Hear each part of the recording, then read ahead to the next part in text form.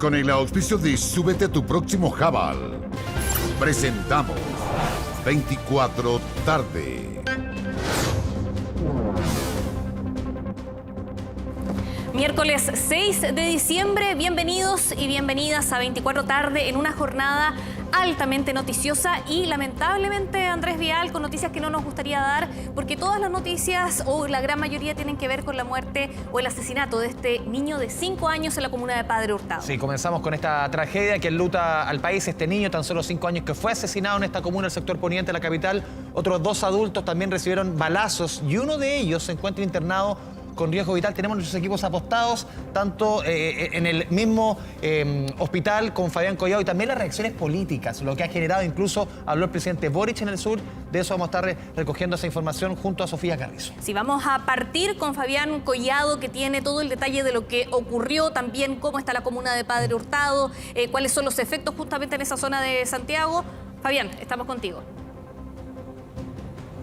Muy buenas tardes, Val Andrés. Un hecho trágico, un hecho terrible. Estamos hablando de la vida de un niño de 5 años, el cual lamentablemente fue asesinado por delincuentes que están siendo ampliamente buscados, alias El Lechuga. Así se ha dado a conocer el apodo del antisocial que habría percutado estos disparos que terminaron con la vida del pequeño Anthony de 5 años. ¿Cómo ocurrió todo esto? Cerca de las 8 de la noche, todavía existía luz del día.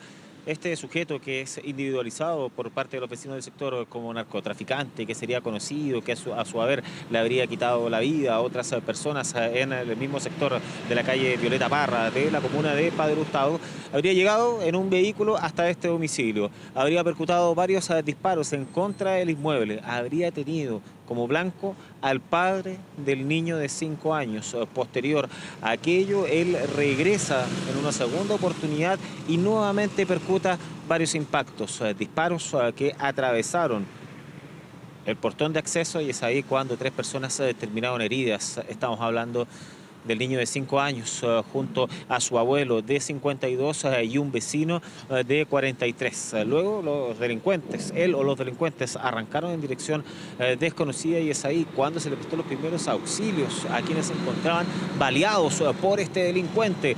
Fueron trasladados a los 3 al SAPU Santa Rosa de Chena de la comuna de Padre Hurtado, y es ahí donde se confirmó la terrible noticia. Pequeño Anthony había perdido la vida producto de la gravedad de sus lesiones, producto de un balazo en su estómago, mientras que su abuelo fue derivado hasta la mutual de seguridad, donde se encuentra bajo riesgo vital, producto de un balazo en la cabeza y también en el muslo.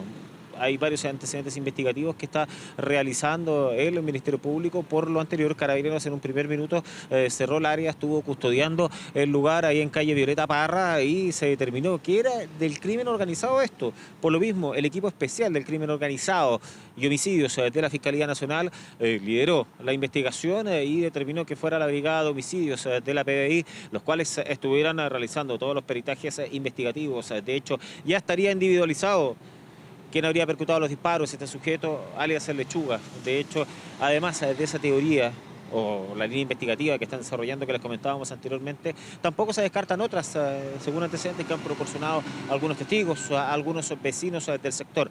Pero acá hubo más de 20 disparos que fueron percutados por este o más sujetos. Todavía no se sabe si es el único responsable o podrían haber más, pero más de 20 evidencias balísticas se recogieron desde el pavimento, desde el vehículo también, que resultó con varios impactos producto del actuar de este delincuente. Se hablaba de la línea investigativa del ajuste de cuentas, también se hablaba de que el sujeto, quien está siendo buscado por las policías, tendría algún tipo de rencilla con el padre del niño de 5 años. Eso todo se está analizando, pero obviamente una comunidad que se ha visto duramente golpeada producto de este caso. Vamos a revisar declaraciones en voz de uno de los familiares de el niño de 5 años, quien fue asesinado, también los antecedentes que proporcionó la PDI, además desde la mutual de seguridad, los cuales nos dieron cuenta del parte médico actualizado durante esta mañana del tío del niño de 5 años, el cual se encuentra bajo riesgo vital. Escuchemos.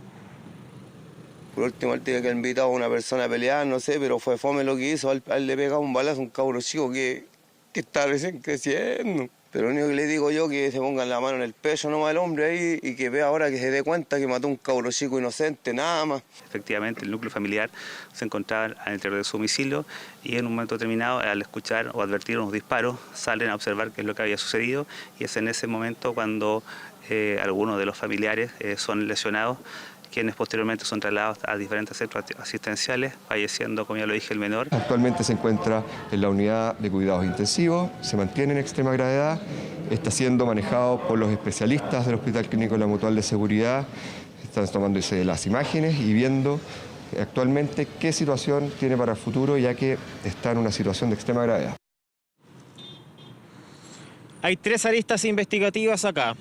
Una de ellas es que las 3 víctimas estaban al interior del domicilio y los disparos atravesaron el portón de acceso. Otra de las aristas investigativas que relataban los vecinos y que proporcionaron obviamente sus antecedentes a la Policía de Investigaciones es que este sujeto que está siendo buscado, alias el Lechuga, habría tenido una discusión y una pelea a golpes con el padre del niño de 5 años y posteriormente es ahí cuando el sospechoso saca un arma, percuta varios disparos, no atacando directamente al papá del niño, sino que a su hijo y también al abuelo del niño, al igual que al vecino.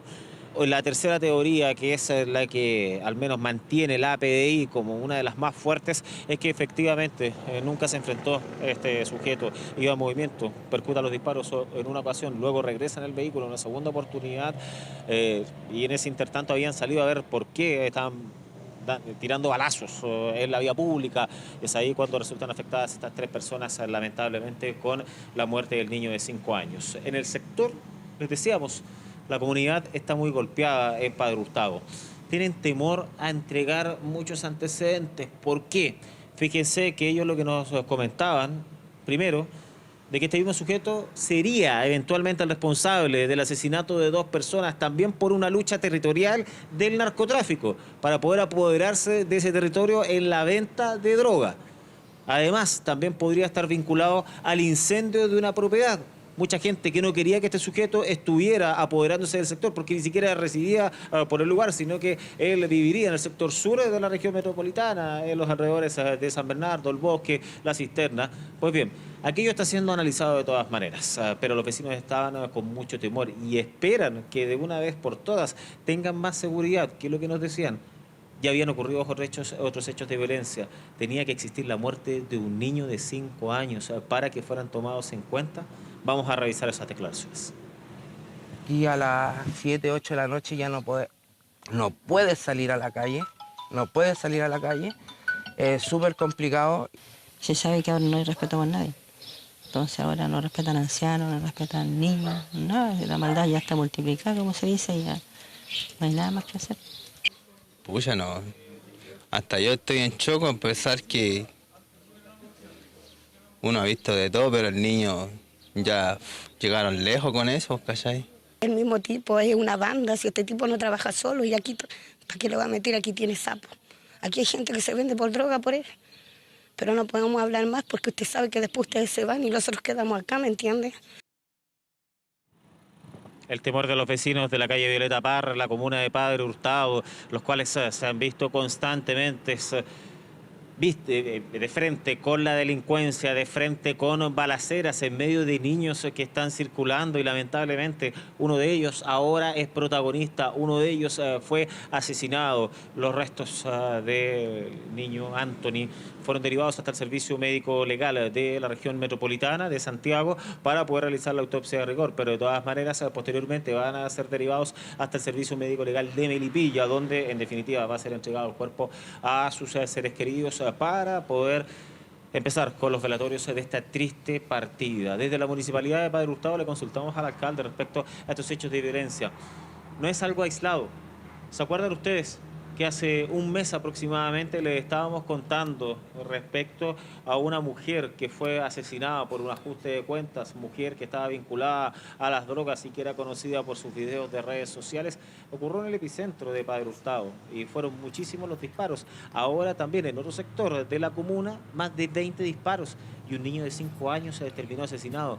¿Qué pide el municipio? ¿Qué pide la alcaldía? ¿Qué es lo que van a realizar? Vamos a revisar esas declaraciones en voz de su edil. Vamos a seguir trabajando en razón de la querella que vamos a presentar con respecto a él o los responsables de este hecho. Vamos a atender a nuestras vecinas y vecinos, ¿cierto?, con nuestros centros de apoyo de víctimas, pero también vuelvo y hago el llamado de que Padre Hurtado necesita mayor dotación policial, Padre Hurtado necesita tener su comisaría y Padre Hurtado necesita un control de armas y un sistema investigativo efectivo. Situación compleja entonces en la comuna de Padre Hurtado, que ha sido protagonista de estos múltiples hechos de violencia. Hasta esta mañana Carabineros se encontraba emplazado en la calle Violeta Parra. ¿Qué es lo que estaban realizando? Habían concluido los peritajes de la Brigada de Homicidios de la Policía de Investigaciones, pero había una evidencia que fue dejada en el lugar. Era el auto, que estaba incluso con ropa, con la silla de retención del pequeño Anthony, y tenía más de 10 disparos, más de 10 orificios. Claro, el crimen no ocurrió al interior del auto, o sea, no hubo personas heridas ni fallecidas al interior del auto, todo fue al exterior, pero evidencia que fue de todas maneras trasladada por Carabineros hasta una comisaría del sector en medio de un hecho muy violento en la comuna de Padre Hurtado, donde los vecinos están con temor y conmocionados por esta terrible noticia, el asesinato de un niño de 5 años, muchachos. Sí, tú bien hacías el recuerdo también, Fabián, de este caso, de esta joven que murió hace un mes, Sabrina Durán, que incluso conocimos el video, fue prácticamente fusilada en la calle, rematada en la calle. De verdad, no es primera vez que ocurre en Padre Hurtado, lo hemos visto en buena parte del país y esto también genera reacciones políticas que la vamos a revisar a continuación. Fabián, muchas gracias. Gracias, Fabián. Sí, porque el gobierno, por ejemplo, condenó el asesinato del niño de 5 años que murió tras esta balacera en la comuna de Padre Hurtado. Estamos hablando del presidente Gabriel Boric, que aseguró que no habrá impunidad y que los autores de estos crímenes van a tener las penas más altas. Sí, vamos justamente a revisar todas las reacciones que trae esta tragedia que se vivió en la comuna de Talagante junto a Sofía Carrizo. Sofía, ¿cómo te va? ¿Qué tal? ¿Cómo están? Muy buenas tardes. Y no solamente ha generado reacciones del gobierno, sino que también de distintos jefes comunales, entre ellos los que son parte de la Asociación Chilena de Municipalidades, donde hicieron el llamado a actuar sin vacilaciones y con total firmeza y que se definan de una vez por todas para hacer frente a la delincuencia y también al crimen organizado. Esto tras el crimen en la comuna de Padre Hurtado de este niño de tan solo 5 años. La agrupación de alcaldes también hacían la solicitud a actuar de manera ágil, eficaz y eficiente para dar con el paradero de estos delincuentes y que se actúe con todas las penas de la ley. Y lo otro también hacían el llamado a las autoridades competentes a actuar de manera ágil y también en el marco del crimen organizado. También hubo palabras por parte de los alcaldes donde emplazaban directamente al gobierno y que no pueda haber un caso como esto en estas características y que toda esta crisis de seguridad ya es un tema netamente complejo para todas las municipalidades, donde incluso ellos mismos, pese a que no tienen la mayoría de los recursos, han tomado medidas. Recordemos los decretos de emergencias comunales donde se han tomado iniciativas, algunas más controversiales que otras, pero de todas formas se han sumado para hacer frente a la delincuencia. Tenemos reacciones por parte de alcaldes en el marco de este hecho y también de las solicitudes que han hecho al Ejecutivo. Los invito a revisarlas a continuación. En donde muere un niño de 5 años y no pasa nada. Y donde los gobiernos, cualquiera de estos sean, solo dicen frases comunes. La ministra del Interior nos dijo anoche que esto le parecía un hecho cruel e inaceptable. Hello, ministra, está diciendo algo obvio. Hay que cambiar la política de seguridad pública. Básicamente hoy día buscar la utilización de la herramienta constitucional de declaración de estado de excepción constitucional para ayudar a combatir el delito. Lo que esperamos de usted y del presidente son acciones, no frases cursis.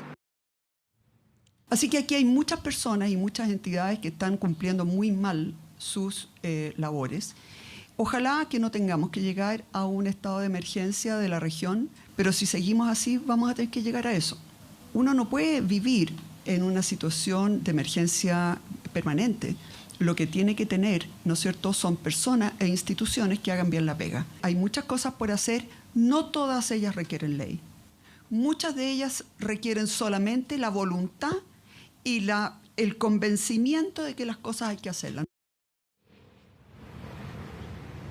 Claro, ahí escuchamos el emplazamiento por parte de los jefes comunales al gobierno a actuar de manera más ágil y también eficiente para hacer frente a esta crisis. Te interrumpimos, Sofía Carrizo, tenemos información del momento desde el sur del país. Nos reconectamos con la región de Los Ríos, donde está el presidente Boric. En la mañana ya hizo declaraciones el presidente referente justamente al caso de Padre Hurtado. Volvemos a escuchar al primer mandatario. Este hecho nos conmociona, pero no nos inmoviliza.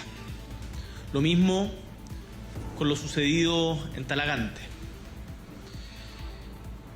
Quiero contarles que desde anoche en Padre Hurtado se están realizando todas las diligencias necesarias con la PDI, la Brigada de Homicidios, Brigada de Investigación Policial, la Brigada del Crimen Organizado, que el subsecretario de Interior se reunió a primera hora con el prefecto general, con el subdirector de Investigación Policial, con el equipo a cargo de investigaciones, que está en contacto permanente con todas las autoridades correspondientes, y que vamos a garantizarles que estos hechos no van a quedar impunes. Lo dije en la mañana y lo reitero en este momento. La lucha contra la delincuencia va a ser una pelea larga y no va a ser fácil, pero la vamos a ganar. Y la vamos a ganar primero porque este tipo de actos, ya sea ajustes de cuentas o delitos violentos, quiero que sepan que no nos intimidan en lo más mínimo, que son trágicos, que son dolorosos, pero que no nos van a paralizar, que como autoridades vamos a seguir firmes en conjunto con las policías en su investigación, persecución y en la detención y sanción de cada uno de los responsables. A estos delincuentes les decimos que no los vamos a dejar tranquilos, no vamos a permitir la impunidad. Y a propósito de el debate que surge a partir de hechos lamentables como esto, siempre pueden haber diferentes respuestas, pero lo importante es fortalecer a las policías, porque aquí Carabineros, la PDI, cumplen una labor encomiable y por eso las estamos fortaleciendo. Son las policías las que tienen que hacerse cargo en conjunto con el apoyo de todas las fuerzas políticas y de la sociedad entera de enfrentar a la delincuencia. Y yo les pido encarecidamente a todos los actores políticos que nadie intente sacar provecho de estas situaciones terribles, que nadie trate de hacer campaña a partir de estas situaciones terribles. Porque lo que la sociedad nos exige y lo que me dicen en cada lugar donde voy es que quieren ver a la política unida para combatir a la delincuencia y no peleando. Que apuntarnos con el dedo no sirve para poder combatir a la delincuencia y que solo le vamos a ganar a la delincuencia y en especial al crimen organizado si como sociedad estamos unidos. Y yo como presidente de la República hago esa invitación a que las diferencias políticas legítimas seamos capaces de dejarlas de lado para enfrentar en conjunto esta preocupación que es común de todos los chilenos y chilenas honestos, que son la gran mayoría de nuestra población, que es ganarle esta pelea a la delincuencia. Cada quien podrá elegir si prefiere pelear o prefiere colaborar. Yo quiero que colaboremos todos porque es lo que me exige el pueblo de Chile, que estemos unidos para combatir la delincuencia. Dicho esto, hoy día estamos dando un nuevo paso justamente en esta dirección. Y quiero agradecer en este momento también la presencia transversal de parlamentarios de diferentes sectores políticos. A la ministra Toá se le pasó leer el nombre de un diputado, ese diputado es Jaime Araya, si no me equivoco, que era uno de los mocionantes. Pero aquí también, en Valdivia, están presentes en este momento el diputado Berg, el diputado Ilavaca y la senadora Gatica. Y perdón, la diputada, es que los vi allá, y la diputada Bravo. Estaba también antes el senador Durresti y anteriormente participó, si no me equivoco, el diputado von Mühlenbrock en las actividades del día de ayer. Está también el gobernador, está la alcaldesa Adman, está el general director de Carabineros, prefecto de la PDI, están las más altas autoridades de Carabineros, el general director Yaña, nuestros ministros. Y acá hay transversalidad, porque este proyecto de ley fue impulsado con transversalidad y salió adelante. Y se trata justamente de que quienes se han hecho delincuentes habituales no pasen por una puerta giratoria y que por lo tanto, en el caso en que hayan detenciones habituales, se presuma que son un peligro para la sociedad. Además, por cierto, también del uso de armas de fuego, como bien explicó la ministra y el ministro, no voy a redundar en aquello, ellos ya lo han explicado muy bien y los parlamentarios no me cabe ninguna duda que estarán también difundiéndolo. Con esta actividad, estimados y estimados, damos por finalizada casi, porque nos falta una en la caleta. Bueno, estábamos escuchando al presidente Gabriel Boric, quien por segunda vez en el día se vuelve a referir a estos hechos terribles, trágicos del asesinato de un niño de 5 años. Y dice el presidente, este hecho nos conmociona, pero no nos inmoviliza, y asegura que se va a perseguir a los responsables de este crimen. Pero además, Andrés, hace una invitación a todo el mundo político a trabajar en conjunto por fortalecer la seguridad de nuestro país. A no utilizar esto como campaña política. Todas portas estamos a ¿cuánto? A 11 días del plebiscito. No hacer uso político de esto, o colaboran o si quieren siguen peleando, dice un poco el presidente. Y lo que decías tú, no es menor, también desde el punto de vista político. El segundo punto de prensa, en 1 hora y media, referente al mismo tema del presidente Boric. Vamos a retomar con Sofía Carrizo desde el Palacio de la Moneda, justamente con reacciones de autoridades respecto a este horroroso crimen ocurrido en Talagante. Sofía, retomamos contigo.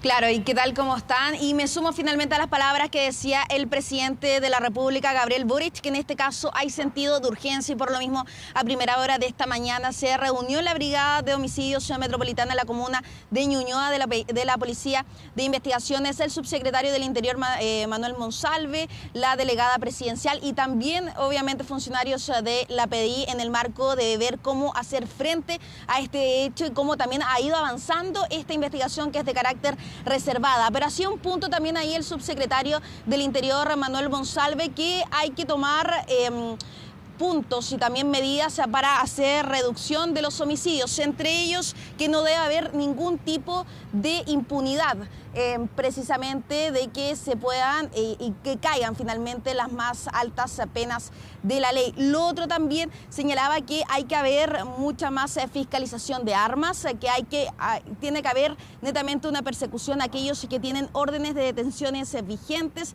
y lo otro también realizar patrullajes en lugares donde haya mayor foco criminalístico, de criminalidad, y en este punto hacía énfasis también el presidente de la República, el subsecretario Monsalve, a que se tiene que avanzar, que Carabineros deje por un lado las labores administrativas y se centre netamente en labores de seguridad y también de profesionalizar, especializar a la Policía de Investigaciones, a la policía en general para hacer frente a estos hechos. ¿Y para qué se necesita esto? Para poder avanzar en materia legislativa, que se deben llegar a consensos por parte del Congreso Nacional, porque el subsecretario decía que ya habían 2 proyectos de ley al interior de la sede legislativa, al interior de la comuna de Valparaíso. Sin embargo, esto está ahí y por lo mismo hacía el llamado a los presidentes de los partidos políticos a llegar a acuerdos, a llegar a conversar y esto que pueda ir avanzando. Tenemos declaraciones, los invito a revisarlas a continuación.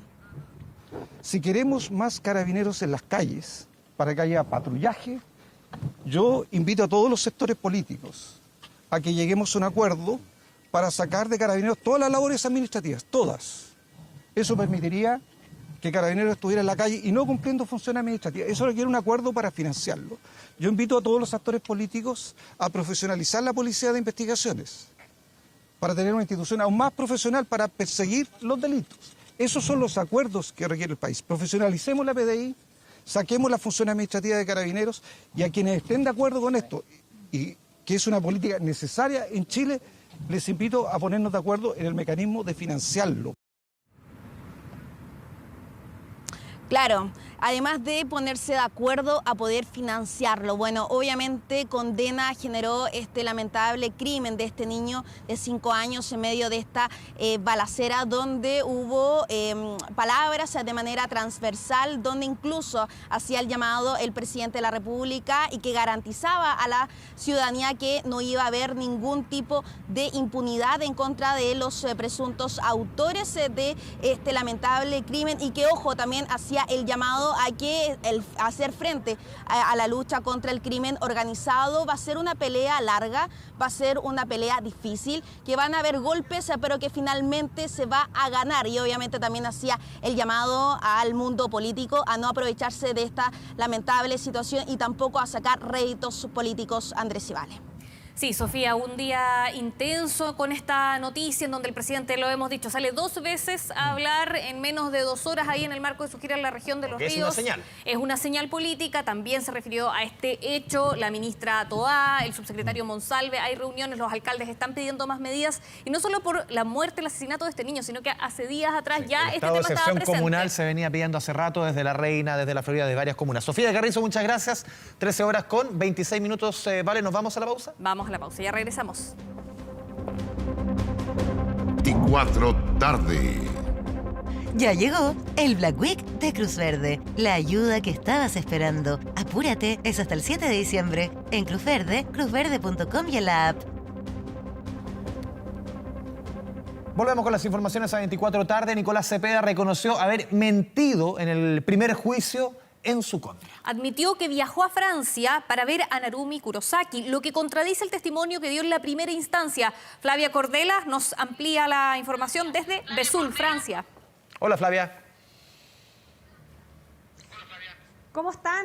Muy buenas tardes. Son las 5:34 minutos acá en Francia y se está desarrollando esta tercera audiencia en este juicio de apelación contra Nicolás Cepeda. Una jornada que sin duda marcará también un precedente en lo que va de este juicio, porque tras escuchar a algunos de los testigos que aseguraron haber visto a Nicolás Cepeda aquella noche en la residencia donde vivía Narumi, fue el turno de escuchar al chileno, quien dio una impactante declaración. Aseguró por primera vez que había mentido en el primer juicio. Dijo que había viajado a Besançon, específicamente aquí en Francia, a ver a Narumi, y no, como había asegurado antes, de que había viajado por motivos de buscar algún programa de estudio.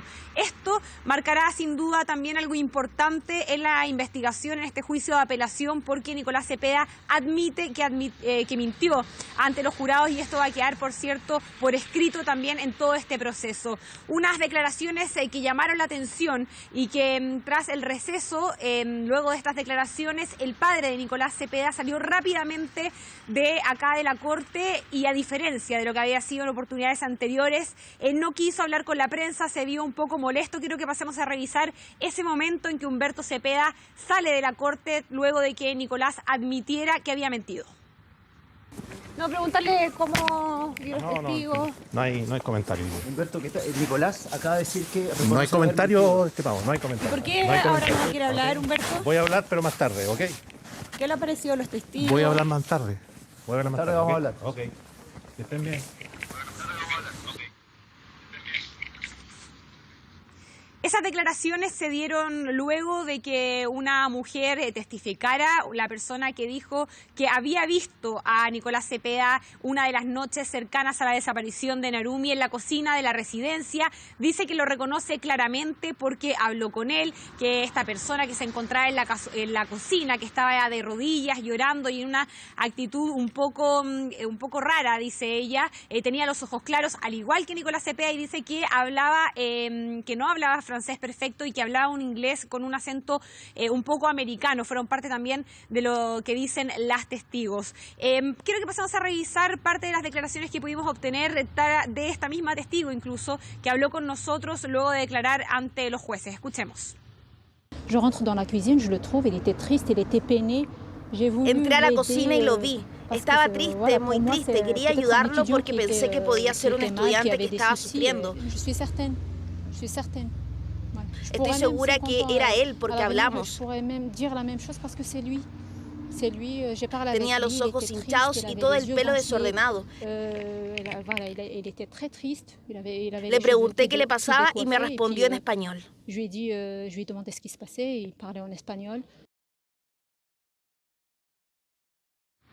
Mientras ella testificaba eso, por la otra parte estaba Nicolás Cepeda, quien a un lado, frente al jurado, decía que eso no era así, que él jamás estuvo en el cuarto piso donde estaba esta cocina a la que ella hacía referencia. Fue ahí entonces también donde los abogados defensores le preguntan si aquello eso también es mentira, ¿no? Haciendo referencia a que él había dicho que mintió en la primera instancia. En una tercera jornada que ha sido bastante intensa, que sigue desarrollándose aquí en Vesoul, Francia, y donde también la defensa y parte de las preguntas de los abogados de Nicolás Cepeda han tratado de apuntar a la figura de Artur de Piccolo. Recordemos que él era la pareja de Narumi y que en algún minuto también fue considerado sospechoso. Es por eso que también, si es que en una primera instancia del juicio, cuando se condena a Nicolás Cepeda, la estrategia era mencionar que no existía un cuerpo, que era probable que Narumi hubiese desaparecido porque no había un cuerpo. En esta oportunidad la defensa está centrándose muchísimo más en la figura de Artur de Piccolo. Comenzamos con su abogado y esto fue lo que nos dijo. El culpable es Nicolás Cepeda, no Artur del Piccolo. A Cepeda no le preocupa en nada la desaparición de Narumi, porque sabe que está muerta. Por eso no la busca, por eso no está preocupado, porque sabe que nunca la encontraremos.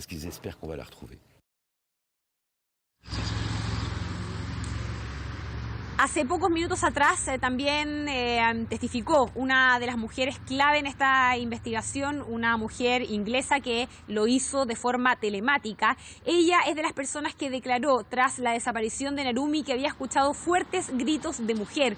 Ella dice que fueron gritos de cerca de 5 minutos y que lo describe como un grito como si algo estuviera siendo aplastado. Le preguntan insistentemente a ella que por qué no recurrió a la policía, por qué no llamó, y ella dice que en ese minuto tenía tan solo 19 años y que estaba aterrorizada, y cuenta también que se comunicó aquella noche con una amiga en la que tuvieron un intercambio de mensajes sobre estos gritos que habían escuchado en la residencia de Narumi. Le preguntan si es que estos gritos podrían haber sido de relaciones sexuales, como dijo Nicolás Cepeda que pudo haber sido, y ella dice que no, que eran gritos como si algo malo estuviese pasando, y también fue enfática en señalar que durante los días anteriores a la desaparición de Narumi había visto a un hombre que estaba merodeando por las inmediaciones de la residencia en Besançon y reconoce a ese hombre como Nicolás Cepeda. Flavia Cordela desde Francia, te agradecemos el completo informe. Muy buenas tardes. Bien, y nosotros regresamos a noticias nacionales y atención con lo siguiente, porque en la ruta 78 fue hallado un cuerpo sin vida. El cadáver estaba envuelto en frazadas y amarrado con cables. Retomamos el contacto desde la comuna de Talagante, esta vez con Fabián Collado. Fabián, buenas tardes. Muy buenas tardes nuevamente. Vale, Andrés, claro, impacto ha generado el brutal hallazgo de un hombre que a todas luces fue asesinado y que en un vehículo en movimiento habría sido lanzado a un costado de la ruta 78 acá en la comuna de Talagante. Ustedes van a ver los trabajos investigativos que está desarrollando el OS9 de Carabineros en conjunto con el Laboratorio de Criminalística a esta hora de la tarde. Hechos que habrían acontecido cerca de las 8 de la mañana aproximadamente. Nosotros estamos en el trébol de Talagante, en el trébol de la avenida 21 de Mayo, para poder acceder a la ruta 78 en dirección hacia la región metropolitana. Es una especie de sitio eriazo. En los alrededores había una persona la cual habita en situación de calle, en un ruco, y se percata de que había un cuerpo que estaba rodando desde la parte superior, donde se encuentra la autopista, hacia la parte inferior. Por lo mismo se acerca a ver lo que era realmente, y se trataba del cuerpo sin vida de una persona, la cual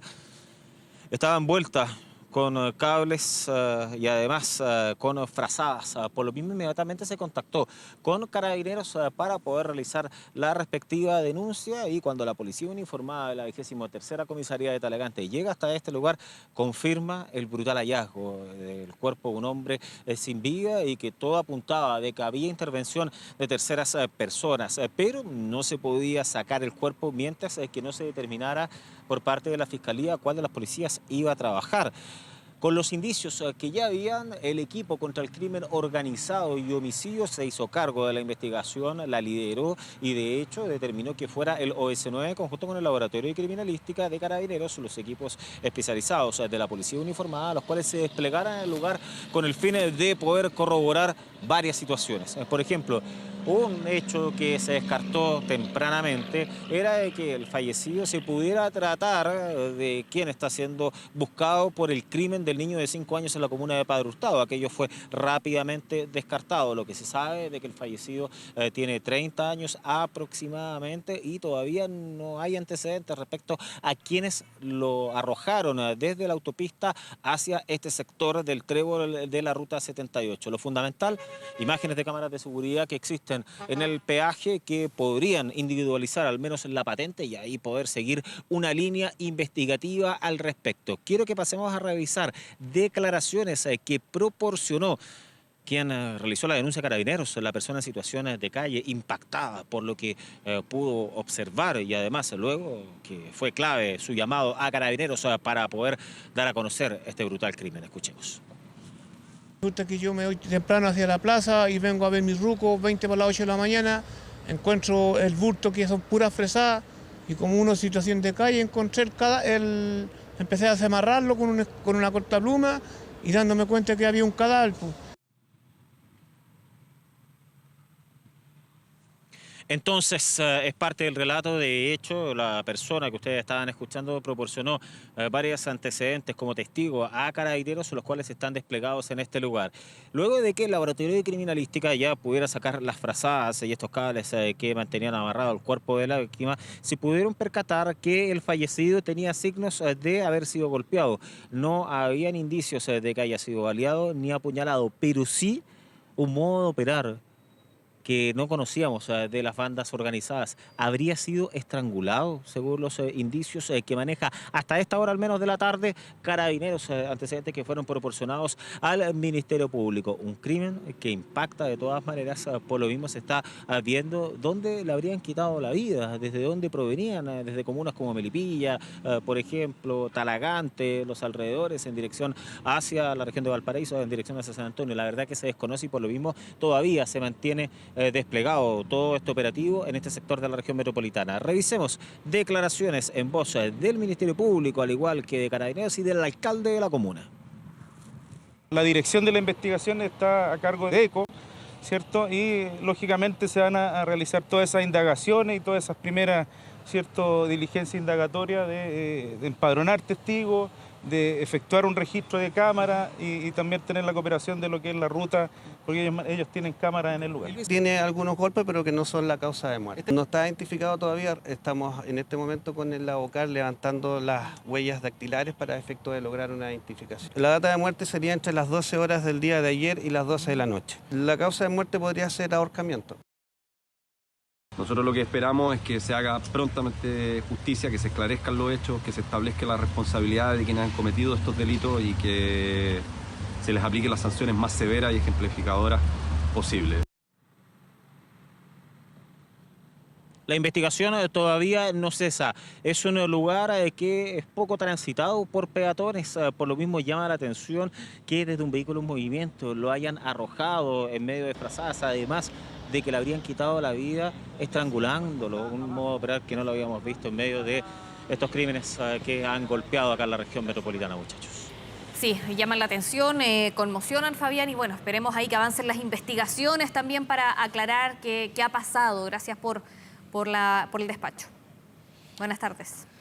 Nos vemos, que estén muy bien. Nos movemos ahora hasta el norte del país. En prisión preventiva quedó el único imputado por un homicidio con descuartizamiento que quedó al descubierto hace algunas semanas, esto en Coquimbo. Vamos a tomar contacto con Darwin Cortés, que nos cuenta más. Darwin, buenas tardes. ¿Qué tal, Valentina? Andrés, efectivamente, el día de hoy se desarrolló la audiencia de formalización con el único sospechoso por este crimen de descuartizamiento en Coquimbo. Recordemos que esta historia policial comenzó a mediados de noviembre, donde se encontró una extremidad en el puerto. Al correr de los días se fueron encontrando nuevos fragmentos de la misma persona alrededor de la playa de Peñuela, generando evidentemente la conmoción y la preocupación de la ciudadanía. El imputado de iniciales JMPN, de 45 años, alias El Lenguado, había sido detenido por por otra causa, por homicidio frustrado, había sido detenido por incendio y por robo con intimidación, esto en la comuna de Ovalles, por eso que está en prisión preventiva. Paralelamente, la Policía de Investigaciones logró identificar a la víctima a través de un tatuaje y también reconocimiento de los familiares. Se trata de Cristian Castillo, oriundo de la tercera región, quien conoció a El Lenguado en la cárcel de Huachalalume. Durante esta jornada, el fiscal entregó mayores detalles donde aparece un testigo protegido. Este acusa de que El Lenguado fue hasta su casa para pedirle una sierra eléctrica. Este se negó y le pasó un serrucho con el cual después habría cometido el crimen, el desmembramiento de esta persona. Es parte de la información que entregó el fiscal durante esta jornada, en esta audiencia de formalización, donde además entregó nuevos detalles en los peritajes y también los informes bioquímicos, donde toda la escena del crimen fue en la casa del Lenguado. Ahí se encontraron restos tanto en el piso de madera, en las paredes, en el baño, en la cocina, incluso en la lavadora, de donde intentaron lavar la ropa para borrar este asunto. La situación es bastante compleja, tenemos antecedentes por parte del fiscal y también de la jueza, quien entrega mayores detalles, lo pasamos a revisar de inmediato. Se actúa en concuerdo con el fiscal con especial crueldad, con una absoluta ausencia de piedad. Entendemos que él actuó con ensañamiento al momento de provocar la muerte de la víctima. Se pudo levantar muestras biológicas en el sitio de suceso, que luego fueron comparadas con la de la víctima, y con elementos que fueron recogidos en el sitio de suceso y en sus alrededores, que permitieron efectivamente establecer una correlación entre la sangre que fue encontrada en el sitio de suceso y las herramientas que se utilizaron para dar muerte a la víctima. No hay ningún elemento que indique que hay más víctimas. Todas las partes del cuerpo que fueron encontradas corresponden, según el servicio médico legal, a la misma persona. Ahí teníamos parte de los detalles del fiscal y también de la jueza, detalles escabrosos de este caso que ha conmocionado aquí a la región de Coquimbo. Hay 5 meses de investigación por este caso. El Lenguado ya tenía antecedentes penales, estuvo en la cárcel por homicidio frustrado, estuvo también por robo con intimidación, por lo tanto tenía antecedentes penales anteriormente. Vamos a estar muy atentos a lo que ocurra con este caso para saber si hay más personas o no involucradas en este crimen que ha conmocionado acá a la región de Coquimbo. Andrés, Valentina. Darwin Cortés, muchas gracias por el completo informe desde el norte, chicos, de la región de Coquimbo. Muy buenas tardes. Y nosotros vamos a una pausa, Andrés, ya regresamos con más noticias. Informaciones desde Antofagasta con el corte de agua. Estamos viendo 24 tarde. Este 17 de diciembre saldremos a marcar si estamos a favor o en contra de la propuesta constitucional. Infórmate en chilevotainformado.cl. Gobierno de Chile. Ahora. 13 horas con 56 minutos, regresamos a las noticias y les contamos que 3 días sin agua lleva Antofagasta tras el corte masivo del suministro. Sí, las autoridades decretaron emergencia comunal y la Fiscalía inició la investigación de oficio por esta situación. Ivania Chavarría con todos los detalles desde la capital regional. Ivania, ¿cómo te va? ¿Cómo están? Muy buenas tardes. Efectivamente, emergencia comunal decretada hace solo algunos minutos por Senapred. Esto viene a complementar la alerta amarilla y además la zona de riesgo sanitario que también fue decretada por la autoridad sanitaria. La Fiscalía hace pocos minutos anunció además que iniciará una investigación de oficio buscando establecer si es que efectivamente existe algún delito que haya provocado entonces este corte masivo del suministro de agua potable. Todas estas diligencias quedaron en manos de la Policía de Investigaciones. Nosotros nos encontramos aquí en la Avenida Argentina, sector sur alto de la comuna de Antofagasta, y podemos ver un camión aljibe. Este camión ha estado durante todo el día entregando agua potable a quienes se han acercado a este punto. Si bien no hay tanta aglomeración de gente como otros días, es básicamente porque la sanitaria también ha implementado otros puntos de abastecimiento. Si al inicio eran cerca de 40, luego subieron a 50, hoy día estamos hablando de cerca de 80 puntos de abastecimiento para la comunidad. Esto ha ayudado un poco a evitar estas largas filas y también a la desesperación, por supuesto, de los mismos antofagastinos que ya tienen 3 días sin una gota de agua potable en sus casas. Pero dentro de todo esto, de todo lo malo, nos hemos encontrado también con algunas buenas acciones y hemos encontrado antofagastinos que son parte de este 48% que sí tiene agua potable hoy día y que se han puesto la mano en el corazón y se han puesto en el lugar de los otros antofagastinos que no tienen agua y están apoyando. ¿Cómo lo hacen? Por ejemplo, hemos encontrado personas que han dispuestos sus baños para quienes se quieran ir a ducharse. El único requisito, por supuesto, llevar su toalla y sus elementos de aseo personal. Otros, por ejemplo, un car wash, también nos encontramos que ellos cuentan con agua potable, por supuesto, y también están regalando el agua a los vecinos y a la gente que requieren esa misma cuadra, solo una cuadra, eso sí, todos tienen agua y los vecinos, otras empresas también han tomado esta misma medida y están hoy día entonces cooperando con quienes no tienen el suministro. Nosotros conversamos con ellos, tenemos declaraciones, escuchemos. En forma espontánea, y algún vecino me dijo, ¿tiene agua? Sí. Llegó un bidón, 2 bidones y empezaron a parar los autos porque todos andan buscando agua. Entonces pararon los autos y se dio la posibilidad de empezar a darle agua. No tenemos agua y pues bueno, aquí nos abastecemos como el jefe nos permite llenar los bidones de agua aquí, ya que allá adelante no tenemos. Sí, ha venido gente, hoy día desde tempranito han venido a buscar porque la falta de agua es muy importante para todos en realidad.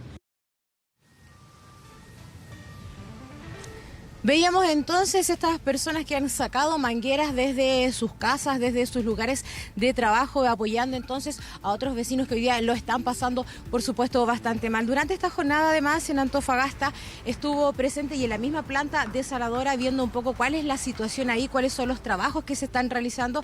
Diferentes autoridades, estamos hablando de la delegada presidencial, el subsecretario de Obras Públicas, también desde la Superintendencia de Servicios Sanitarios, estuvieron corroborando y fiscalizando entonces estos trabajos que ya se están realizando por parte de la sanitaria, evaluando también los plazos que comprometió la empresa. Nosotros tenemos declaraciones al respecto y los invito a escucharlas. Estamos en esa investigación y mirando si ese contratista que un domingo no tiene que estar haciendo nada por aquí, tendría alguna responsabilidad. La empresa, el compromiso de a la gente que ha tenido cortes durante el mes de diciembre no tenga cobro. Había un plan B, y ese plan B era traer agua de la cordillera, pero lamentablemente ese plan B solo funcionó a media por otras razones, por otros errores, y no logramos suplir toda el agua de la desaladora con el agua cordillerana. Solo se pudo suplir una parte. Entonces hay también un error. Investigación entonces que se está llevando a cabo por parte de la Superintendencia de Servicios Sanitarios. Escuchábamos, la sanitaria inicialmente tenía un plan B que no resultó en caso de contingencias como esta y es por esto entonces que se ha llegado lamentablemente a esta situación, zona de riesgo sanitario, alerta amarilla y también emergencia comunal. Nosotros vemos el camión todavía se encuentra en este lugar, hasta en este momento por lo menos no encontramos a ninguna persona porque yo decía, como hay más puntos, la verdad es que el flujo de quienes están buscando agua es mucho más rápido que días anteriores. Inicialmente entonces se espera que el suministro comience a llegar a partir de este próximo viernes. Una buena noticia es que por lo menos hoy día 5.000 clientes ya cuentan nuevamente con el suministro y esto es básicamente porque la misma empresa ha realizado algún otro tipo de trabajos al interior de la desaladora para ir entonces devolviendo a la comunidad la tranquilidad con el agua potable. Ivania Echavarría, muchas gracias por el trabajo desde Antofagasta. Buenas tardes. Internacional.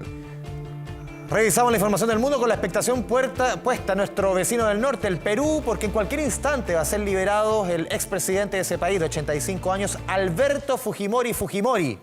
Andrea Aguilar, ¿cómo le va? ¿Qué tal, Andrea? ¿Cómo están, Andrés y Vale? Muy buenas tardes. Sí, aproximadamente en 1 o 2 horas, al menos según lo dijo su abogado Elio Reira, podría estar saliendo entonces el expresidente de la prisión de Barbadillo, que lo comentábamos con Andrés.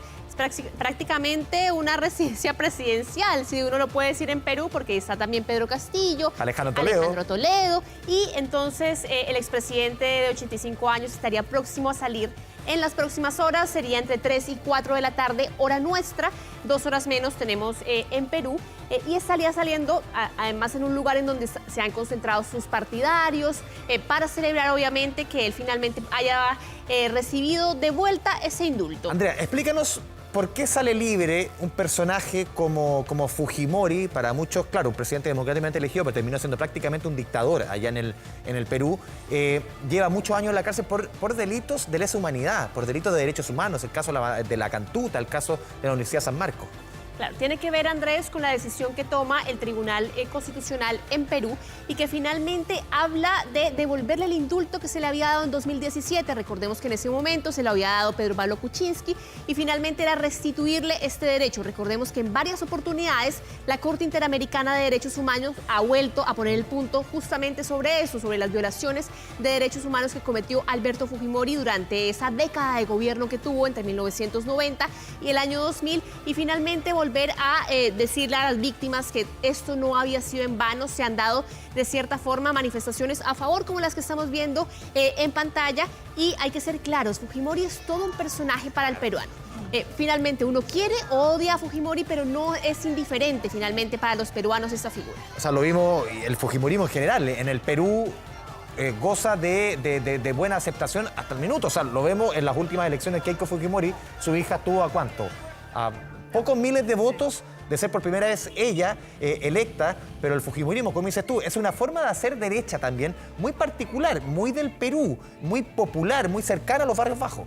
Claro, y finalmente Andrés, él, a pesar de que sale de su cargo en el año 2000, lleva 23 años casi que guiando lo que es hacer política en Perú. ¿Es fujimorismo o antifujimorismo? Vamos justamente a repasar parte de las declaraciones que entregaba su hija Keiko Fujimori en las últimas horas. Entonces esperamos que en las próximas horas, mañana temprano, se pueda corregir, subsanar este error para proceder finalmente a ejecutar la libertad. Mi padre también está con mucha ilusión, hemos hablado con él, está tranquilo. Importante mencionar entonces que el presidente de la Corte Interamericana de Derechos Humanos solicitó que no se ejecute la liberación. Dicen ellos que finalmente es el Ejecutivo el que debe decidir y ya recordemos que ayer Dina Boluarte se había mostrado a favor de acatar este fallo del Tribunal Constitucional, por lo cual sería entonces inminente la salida del expresidente Fujimori en las próximas horas, les mencionaba entre 3 y 4 de la tarde, hora de Chile, del penal de Barbadillo. Andrea, ¿y hay alguna instancia de apelación? O sea, que se libere a Fujimori, que después se llegue a alguna instancia de justicia y vuelva a prisión Fujimori. Claro, efectivamente es una de las vías que están también agotando las víctimas de violaciones de derechos humanos en Perú. Estamos hablando de víctimas de masacres como por ejemplo la Cantuta, que finalmente están diciendo que él debe seguir en prisión y debe morir en prisión. Él tiene 85 años y gran parte de la argumentación de su defensa es que él ya es una persona mayor y que finalmente debería pasar sus últimos momentos con su familia. Vamos a seguir avanzando y nos vamos ahora para Pakistán. Vean ustedes un devastador incendio que arrasó con un centro comercial en esta parte, en Karachi, en este país asiático. Las llamas comenzaron en una tienda de ropa cuando explotó un balón de gas y se formó esas imágenes que estamos viendo para después extenderse rápidamente hacia los locales vecinos. Varias personas quedaron atrapadas dentro del centro comercial y los equipos de bomberos rescataron a cerca de 300 personas. Una persona resultó gravemente herida en el marco de este incendio y finalmente fue trasladada a un hospital para recibir tratamiento y las autoridades locales en Pakistán ordenaron una investigación sobre este incidente.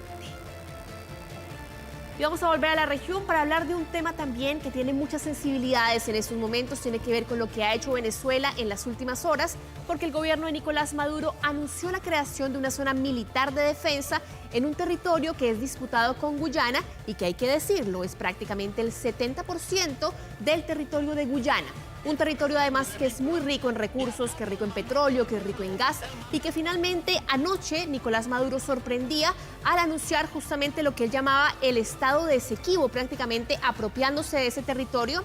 Lo que hay que decir también es que no es muy claro finalmente cuál va a ser el mecanismo por el cual él va a tomar control de ese territorio. Él anoche, por ejemplo, hacía una cantidad de anuncios, hablaba de entregar cédulas a los ciudadanos de esa zona, que para traerlo un poquito a Chile, tiene la población más o menos de la región de Aysén, es decir, una de las zonas menos pobladas acá en nuestro país, pero finalmente es cerca del 15% de la población que tenemos justamente en Guyana. Vamos a repasar parte de las declaraciones que entregaba Nicolás Maduro sobre esta supuesta anexión.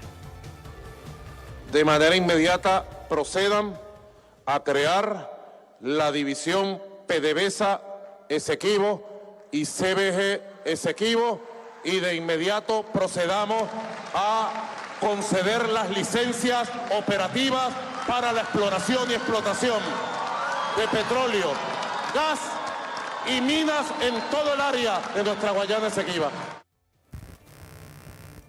Y bueno, vamos a ver justamente, Vale y Andrés, el mapa, cómo en esos momentos está conformado, porque ya a través del gobierno venezolano se empezó a repartir un mapa nuevo, pero este es el mapa que actualmente tenemos. Estamos hablando de Venezuela y el territorio disputado es este territorio que estamos viendo en amarillo, en donde está separado del resto de Guyana por el río Esequibo. ¿Cómo un país, Andrea, puede pasar una decisión de un gobierno de anexarse un territorio de otro país? ¿Qué reacción o qué ha pasado desde la misma Guyana? ¿Qué reacciones podría haber de la comunidad internacional frente a un caso que uno dice, o sea, no es llegar y tomarse porque yo quiero, porque aquí claramente hay un tema económico, porque es un territorio que es rico en recursos naturales, no es porque le guste. Claro, y porque aparte de eso, si vemos el mapa, estamos hablando de cerca de 2/3 de este país. Tú decías, el 70%. 70% del territorio no es la parte más poblada es justamente la que es más cercana a Georgetown, que es la capital de Guyana, pero tenemos también las declaraciones que ha entregado justamente el presidente de Guyana respondiéndole a Nicolás Maduro. Guyana considera esto como una amenaza inminente a su integridad territorial e intensificará las medidas cautelares para salvaguardar su territorio. No permitiremos que nuestro territorio sea violado ni que el desarrollo de nuestro país se vea obstaculizado por esta desesperada amenaza. Bueno, efectivamente estamos hablando en el momento de una amenaza.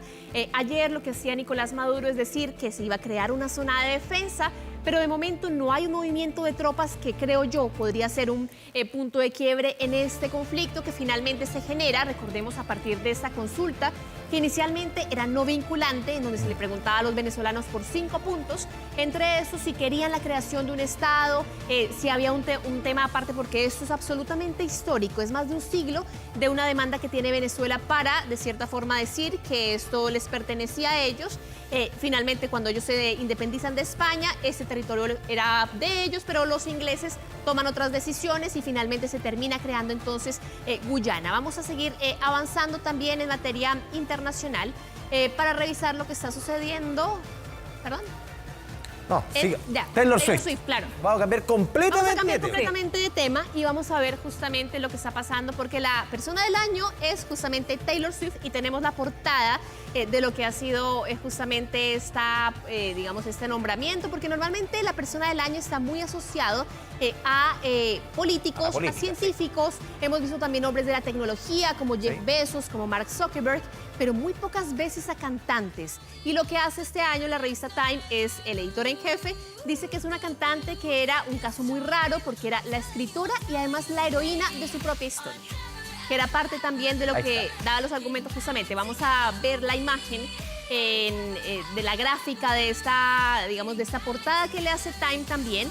Y que finalmente dice Time que le ayuda a trascender fronteras, que ella se vuelve una fuente de luz. Es justamente esta la imagen de la revista Time. Recordemos además que Taylor Swift superó a los otros candidatos que había anunciado Time, entre los que se encontraba incluso Xi Jinping, Vladimir Putin, incluso Barbie como fenómeno cultural y algunos escritores de Hollywood, y también se encontraba Sam Altman, que es prácticamente uno de los padres de la inteligencia artificial. Bueno, Taylor Swift lo vimos en su gira por Latinoamérica, que abarcó Argentina, Brasil. Realmente tiene una cantidad de seguidores que llama la atención respecto a su presencia. Es mucho más que un fenómeno musical ahora. Es mucho más que un fenómeno musical. Claro, es prácticamente casi un tema cultural, todo el tema de las manillitas de la amistad, las pulseras. Prácticamente ella crea una cultura en sí misma. Y como figura femenina fuerte, donde también ella tiene su cantautora, donde su historia de vida está en las canciones, y por ejemplo la otra vez veía que fue al documental de Beyoncé le apoya a ella, o sea, también como un relato de una cantante fuerte que apoya a otras mujeres, todo un relato respecto a su figura. Claro, y además de eso, recordar también que ella prácticamente recupera el control de sus propias creaciones después de este conflicto que tiene con su manager, que prácticamente le roba gran parte de su repertorio musical. Y aparte canta extraordinario. Claro. Además de eso. Un detalle. Y terminamos además, Andrés, con nuestro compromiso. Obviamente estamos cada vez más cerca de la Navidad. Y un hombre australiano, vean ustedes en sus casas, decoró su casa con miles de luces navideñas, pero además las sincronizó con diferentes canciones que eso es lo interesante. Daniel Renwick ha estado ofreciendo un espectáculo para sus vecinos cada diciembre durante los últimos 4 años, y lo que comenzó como un pasatiempo para este hombre de 43 años, ahora se ha convertido prácticamente en una visita obligada en esta zona de Australia. Y en la mañana lo veo que lo matizaba con Metallica, con Coldplay, la Sofía Norman pedía BTS, cada uno tenía su repertorio. Todo tipo de repertorio tenía, y además de eso, él organiza la secuencia, hace la canción. Mira, le puede tomar hasta 100 horas, decía él, para este año. Comenzó a prepararse en octubre, no tenía ninguna experiencia ni en electricidad ni en computación, pero él aprendió a programar para poder hacer sus luces navideñas, y el primer año solamente tuvo 3.500, pero ya en este cuarto año estamos hablando de un espectáculo que tiene 23.000 luces y que se ha vuelto un destino obligado para los australianos. Es entre como Navidad y fiesta. Sí, más fiesta que Navidad, una pista de baile. Qué entretenido ir a ver la casa de tu vecino, si es esa casa. Excelente, Mira, el compromiso ahí está, con Metallica. me gustó. ¿Nos vamos a una pausa con estas luces? Ya pues, Andrea Aguilar, muchas gracias. Gracias, Andrea.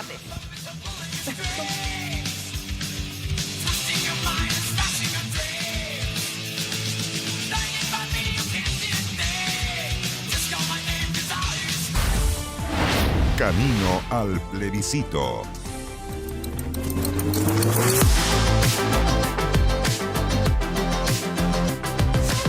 ¿Les podría hacer una pregunta? Súper cortito.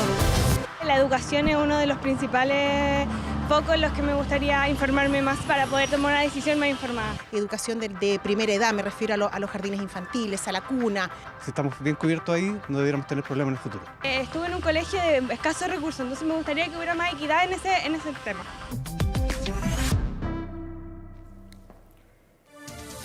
Bueno, ¿y qué dice la propuesta constitucional sobre educación? ¿Qué dice hoy? Vamos a revisarlo. Hicimos una especie de mapas conceptuales con este artículo 16 que tiene 2 numerales que hablan sobre educación. Avancemos porque estamos hablando del derecho a la educación y de la libertad de enseñanza. Acá, en estos 2 grandes temas, se agrupa todo lo que tiene que ver con educación. Estamos hablando del numeral 23 y 24, si lo quiere buscar en la propuesta constitucional. Y avancemos a la siguiente estación para ir desmenuzando un poco qué dice el texto. Señala que el Estado tiene el deber ineludible, Andrés, de fortalecer la educación. Y aquí podemos pensar, por ejemplo, en esta demanda de calidad de la educación que hemos tenido tantos años. Claro, que vamos desde el 2006 más o menos, de la Revolución Pingüina, de la demanda del famoso tema de la LOS, después el 2011 que tiene que ver con la universidad.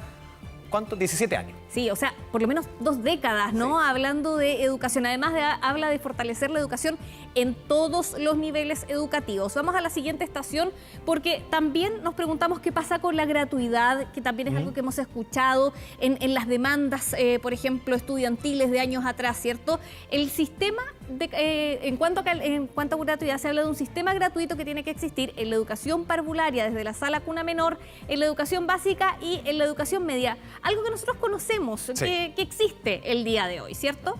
No hay mucha novedad quizás respecto a lo que hay hoy día. Exacto, acá es más o menos parecido en cuanto a la gratuidad. Y de hecho no se habla de gratuidad en la educación superior acá en la propuesta. Vamos a la siguiente estación porque cuando se habla de educación superior, y ahí lo vamos a revisar en estas gráficas que son una especie de mapas conceptuales de resumen de las normas, se habla de un financiamiento de educación superior que tiene que ir a ley. Avancemos en esto para revisar también un poco más qué se dice por financiamiento, porque acá hay un tema polémico. Se habla de un financiamiento que va por estudiante. Acá hay críticas. ¿Por qué? Porque se señala que si el financiamiento en educación va por estudiante, se deja, por ejemplo, de lado a colegios rurales o colegios más pequeños que tienen menos estudiantes. Y además se dice que se constitucionaliza la subvención o se da un voucher. Para la favor es importante que los recursos vayan por estudiante porque se focaliza hacia dónde van las platas cuando se habla de educación. ¿Qué pasa con educación superior, lo que hablamos de asignaciones de recursos públicos? Claro, tenemos también asignación de recursos públicos que irían para instituciones estatales y privadas según ciertos criterios, dice acá esta propuesta constitucional.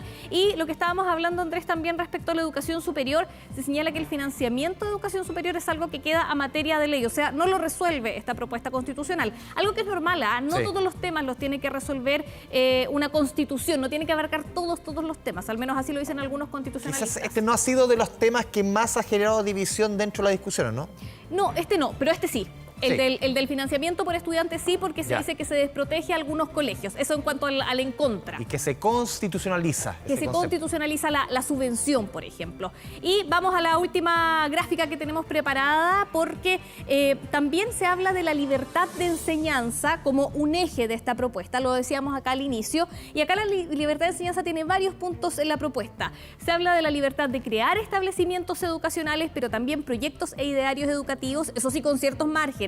Tiene que haber respeto al orden, a la seguridad, a la moral, como no es cualquier proyecto educativo.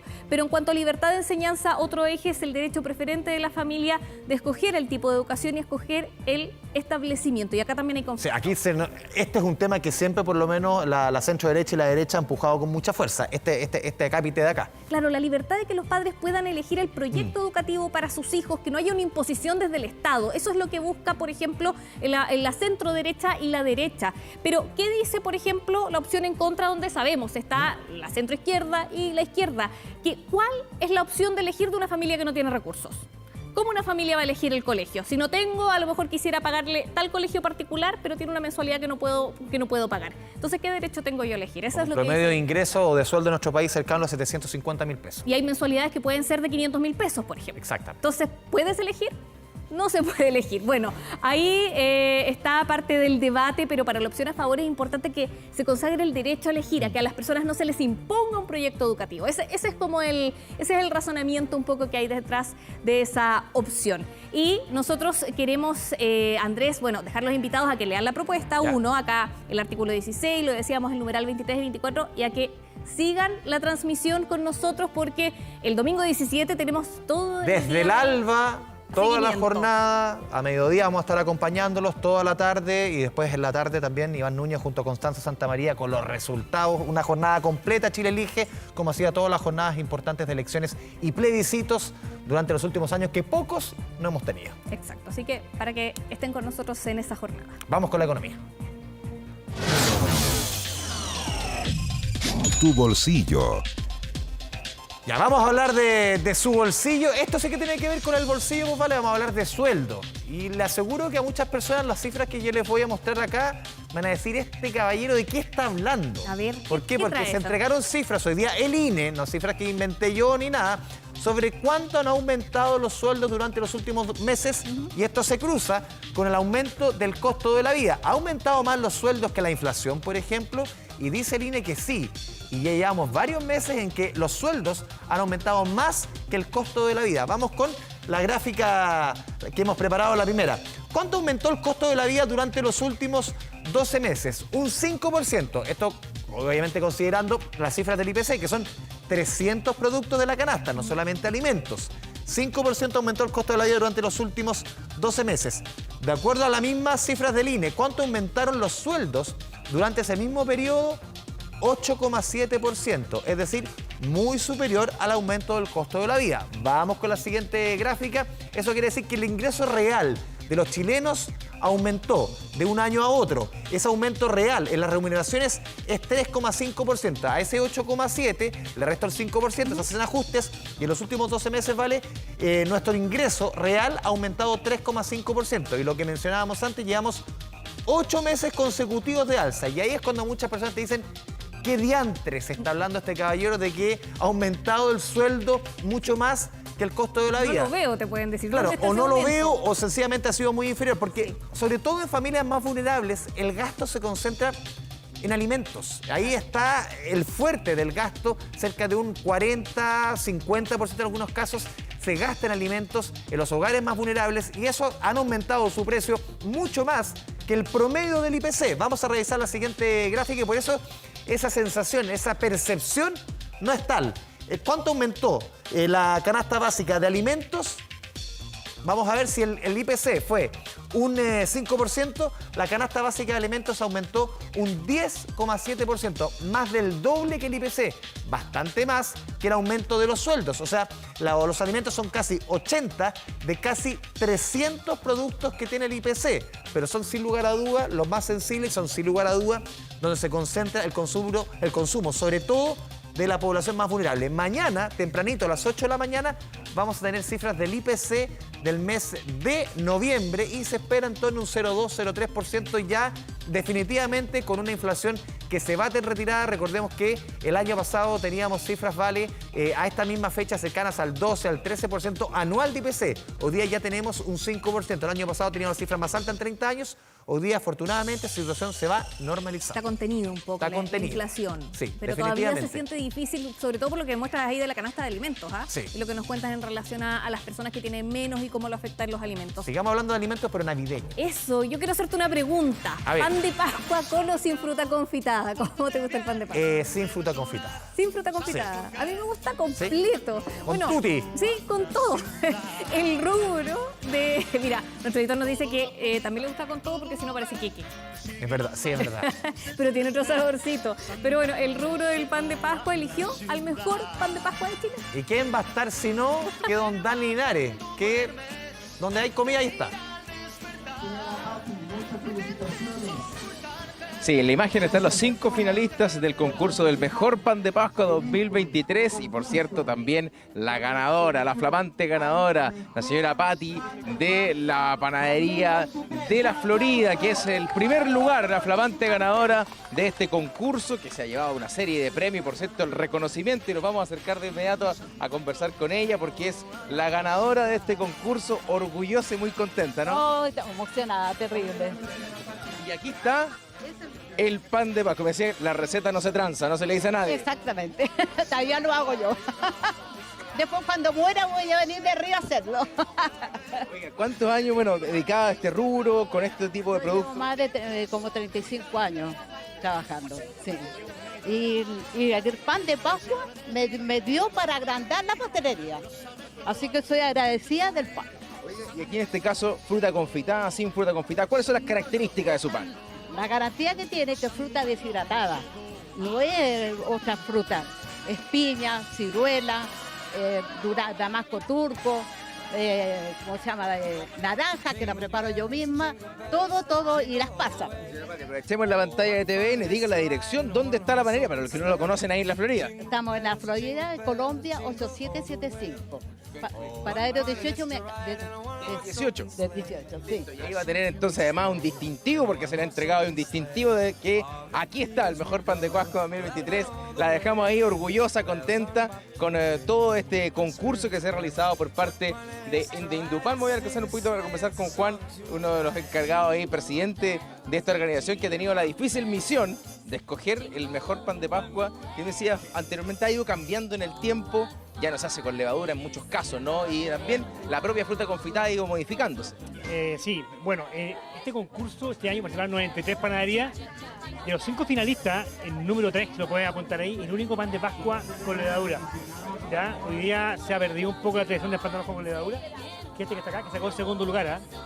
Es un gran mérito, porque ya todos los demás se hacen con polvo de hornear. ¿Ya? Pero la tradición se ha mantenido en ese, los demás también. Hay diferentes gustos, hoy día hay diferentes alternativas de pan de Pascua, hay con algunos con chocolate, se ponen almendras, se ponen nueces, hay una variedad increíble. Entonces hoy día buscamos el pan de Pascua más equilibrado, ¿ya? Porque con la esencia justa, con la humedad justa, con la cantidad de frutos secos y frutas confitadas justas. Así que fue bastante difícil. Hoy día llegaron los 5 finalistas de los 93 que participaron en este concurso. Así que un mérito y felicidad a la ganadora, señora. Se una mujer de esfuerzo que lo hace ella misma el pan de Pascua, así que con esto perseguimos un poco eso, ver la artesanalidad de los productos chilenos, tradiciones chilenas, seguir dándole cada vez más ventanas a estos productos, la gente los conozca y los mantenga, los siga consumiendo. Juan, muchas gracias por acompañarnos. Ahí está la imagen de los 5 finalistas, pero aquí está el número 1 que curiosamente además obtuvo el primer lugar de esta competencia de la panadería de la señora Patti, ahí en la comuna de La Florida, en la avenida Colombia, paradero 18 de la comuna de La Florida, para que lo puedan ubicar con frutas distintas, no son la fruta confitada tradicional, además con frutos secos, así que solamente nos queda a nosotros en este momento probarlo, y vamos a hacerlo, pero ya fuera de cámara. Cuando nos despidamos de ustedes vamos a evaluar nosotros también aquellos, pero ya sabemos cuál es el ganador. El número 1, entonces, como el mejor pan de Pascua de este año 2023. Dani, muchas gracias. Ya entregó el dato. Paradero 18, ahí al ladito del estadio del Audax Club Esportivo Italiano. Ahí está esa panadería ganadora. Excelente dato ahí para los que quieran comprar un buen pan de Pascua. Andrés, nuestra señal se va a sumar a un tercer festival a sus transmisiones este verano 2024 y estamos hablando del Gran Festival de las Condes. Vamos a hacer como el canal de los festivales. Sí, así es. Puede ser, mira, el festival más grande de Santiago, reconocido como un destacado evento, será transmitido en todas nuestras plataformas durante 2 días consecutivos.